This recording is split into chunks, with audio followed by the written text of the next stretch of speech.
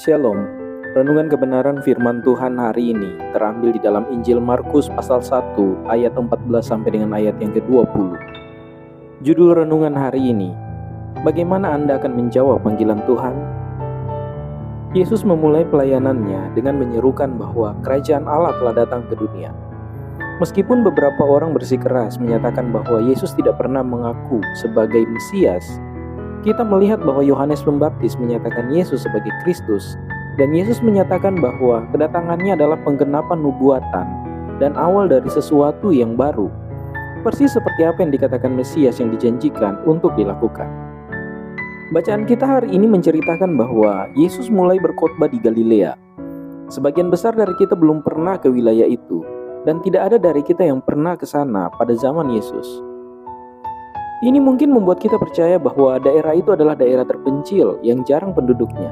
Namun Yosefus menulis bahwa wilayah tersebut meliputi area seluas kira-kira 96 km kali 48 km yang terdiri dari 204 desa yang masing-masing tidak kurang dari 15.000 orang atau kira-kira 3 juta orang.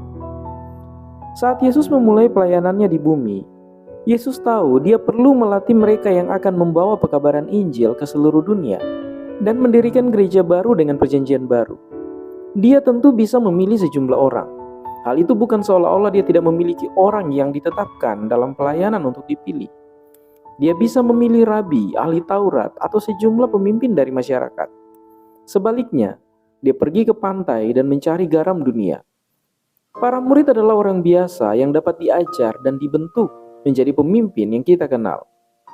Mereka tampak kasar dari luar, tetapi hati mereka lembut. Dan yang terpenting bahwa mereka bersedia. Baik Matius maupun Markus menggunakan kata segera untuk menggambarkan bagaimana para murid menanggapi panggilan Yesus. Segera setelah mereka ditawari tempat di sisi Yesus, mereka meninggalkan segalanya, keluarga, teman, dan pekerjaan untuk mengikuti Tuhan. Tidak ada waktu untuk kontemplasi. Mereka tidak membicarakannya dengan teman-teman mereka atau bahkan menggumulinya terlebih dahulu.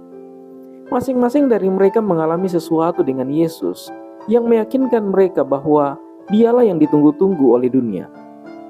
Segera setelah keyakinan itu muncul, mereka meninggalkan segalanya untuk mengikutinya.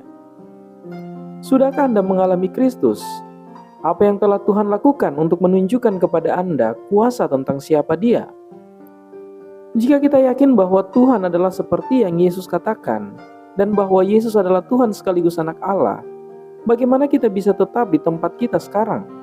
Bagaimana kita bisa terus menjalani hidup seolah-olah kita tidak mengenal Juru Selamat dunia?